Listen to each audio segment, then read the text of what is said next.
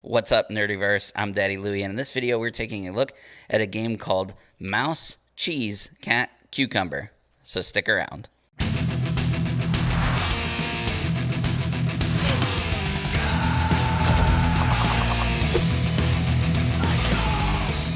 Before we get started, if you enjoy this video, please give it a thumbs up. Make sure that you subscribe for more content and hit that bell icon so you don't miss any future videos. Mouse, Cheese, Cat, Cucumber is an upcoming Kickstarter from one of my favorite game publishers and designers, Fight in a Box. It is for 1 to 4 players. It is for ages 14 and up and takes less than 15 minutes to play. This game is jam-packed with different game modes. It is the third game in the developer's backpack series, meaning it's small in size. And you'll take on a secret role with a secret agenda. You're going to take rooms and puzzle pieces and add them to this mechanical maze that alters turn after turn, trying to get closer to your secret goal and keep other people from completing theirs. But is it good? Well, if you join me on the table, let's check it out. All right, so here's everything that comes in the standard edition of the box. There is also a deluxe version, which I will show you a little bit later on, so make sure you stick around for that. There is different, so the box itself, right, is the same size as the other boxes in the developer's backpack series. And just like the other games, depending on which game you get, there's different cover art to collect. So I would imagine that there's going to be probably 4 different covers for this game to include the 4 main characters of the game. Again, similar to the other games in the series. So you get a bunch of cards and, of course, the rule book. Everything you see here may be subject to change. I believe this is final production copy, but it is still a Kickstarter, so things may change. So you have 4 agenda cards. These are secret cards that you're going to shuffle up and give to each player. And depending on which one you get, that's the role that you are going to take on the table. But no one else at the table knows which agenda you're trying to complete. So you have, of course, the mouse, cat, cheese, and the cucumber.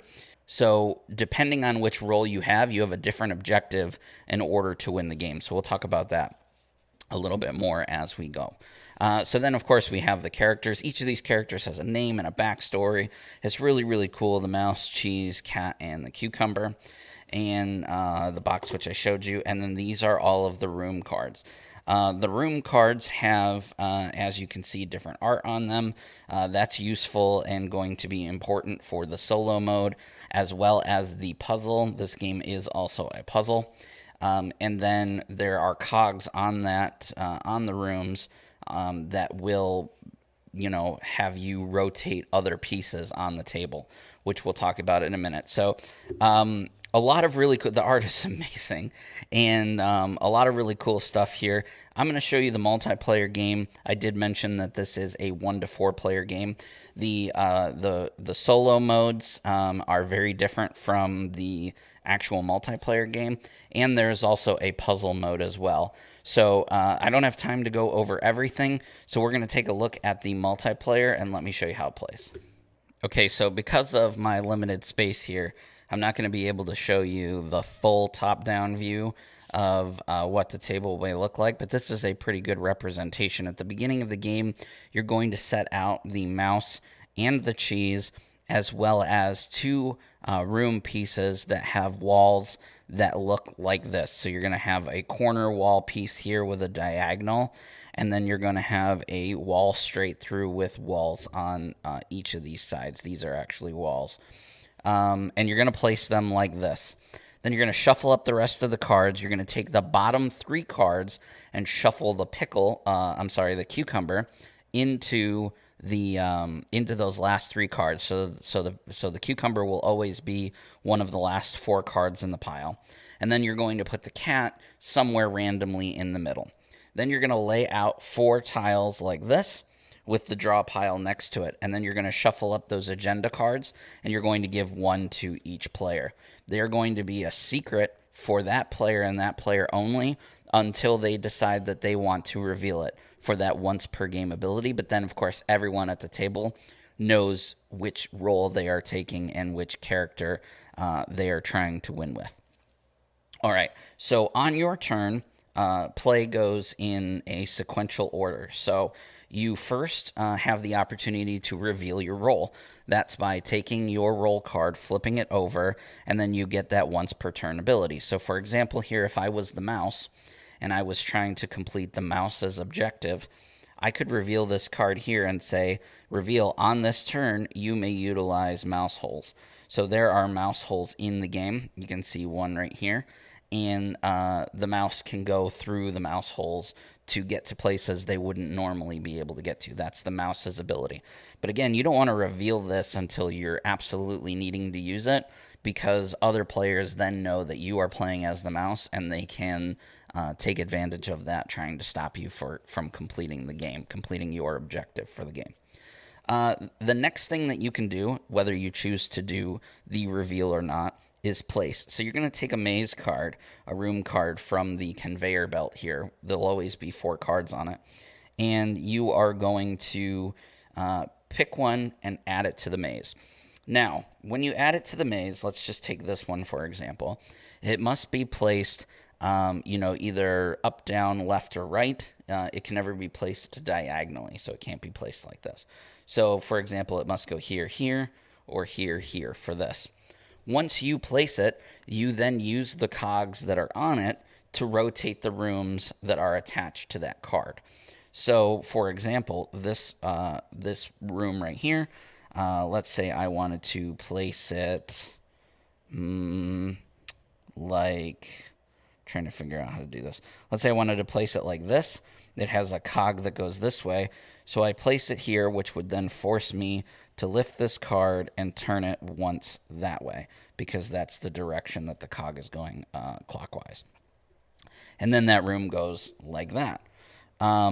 So once I've rotated the rooms after placing down my piece, then if I put the card next to the mouse or the cat, you can move the character as through the maze throughout the room. So right now you can see I haven't done that because of, but for example, if I was able to somehow rotate the room this way, then the mouse could go to the cheese because he can go through the room like that. And that's actually the mouse's objective. He's trying to get to the cheese. But you saw I could not do that. So I placed this here. It caused me to rotate the room this way. There was no movement of any kind there. And so that would be the end of my turn. I would take a card from the deck, add it to the conveyor belt, and then the next player would go from there. Another thing that I need to mention really quickly before I talk about how you win is another way that you can place is by placing a room card on top of an existing room card as long as they share the same walls. So for example, I have this card on the belt and this card which matches. So you can see they have very similar walls. The cogs don't matter. And I can put this here if I so choose to. Obviously, there's nothing there for me to rotate, but that is something that I can also do. So you don't have to just place next to an existing room. You can place on top of. So depending on which role you were given, that determines what your objective of the game is. So remember I told you when placing a room next to a mouse, next to the mouse or the cat, the mouse and the cat can move through the rooms as I showed you. So that's kind of their objective. The mouse player, whoever is the mouse player, they win the game if they move throughout the maze to the cheese without interfering or getting to where the cat is. So the cat doesn't get revealed until mid-game. So the cat player is going to need to make sure that the mouse stays away from the cheese until the cat can come out and get to the mouse. So that kind of gives you an idea of how the cat wins. The cat wins by getting to the mouse before the mouse can get to the cheese. So Mouse wins if it gets to the cheese without getting caught by the cat. Cat wins if he catches the mouse before the mouse gets to the cheese. Got it. The cheese itself has to, have everybody, it's neutral. So it needs to keep everyone apart. So the game needs to end where the mouse doesn't get to the cheese and the cat doesn't get to the mouse. So the cheese is just playing keep away the entire game. So the cucumber wins if the mouse has a path to the cheese, but the cat also has a path to the mouse. So remember how I said the mouse's secret agenda is to get to the cheese with no way of the cat getting to the mouse. And the cat's agenda is to get to the mouse without the mouse having any way of getting to the cheese. Well, the cucumber, it wins if the opposite of those things happen. The mouse can get to the cheese and the cat can get to the mouse. So it's basically the double whammy for the other two characters. And then, of course, the cheese wants none of all of that. He only wins if the mouse does not have a path to the cheese and the cat does not have a path to the mouse. So those are the 4 ways of winning based upon which agenda you have. Fight in a Box makes some amazing games, and this honestly is absolutely no different. It's fantastic. The art is great. I love the multiplayer version of this game so much. I have played the solo modes. I'm not very good at them, but they are fun, and I think once I play them more and get the hang of them, they'll become even more fun. Like I said, there's a puzzle mode. There's 2 different solo modes. There's actually a prequel comic strip. There's so much to talk about this game. There's actually a prequel comic strip, and there's too many expansions coming out with the game. It's crazy. Also, as far as like additional things you can purchase, there'll be a playmat. There's going to be a pen, and there's going to be a deluxe version of the game. Let me show you that. All right, so here's a sampling. These are prototype versions of what the final tiles are going to look like, but this is the deluxe version. This is just half the tiles. The other half, it's hard to hold in my hand, but these are acrylic double-sided tiles here to take the place instead of these cards. You can see the size difference is quite substantial, and they're really, really nice quality stuff here. So you can play the game. Actually, like on my table here, it's easier to use the deluxe version because you can make the whole 5x5 board, whereas with the regular tiles you can't do that. But I wanted to show you the standard version. So this is actually going to be another version of the game that you can have as an add-on there, and it's just really cool. Like, the tiles are really, really nice, and really appreciate that I got the opportunity to check these out. My family, when we play, they prefer using these over the cards, which, rightfully so. It's just like they're hard to shuffle. Ooh, look at that. Did it. Nailed it. So yeah, deluxe, so much good stuff. Like, it's crazy how much went into this game for such a small, inexpensive game. You really are getting so much bang for your buck here. This isn't something that you're going to want to miss.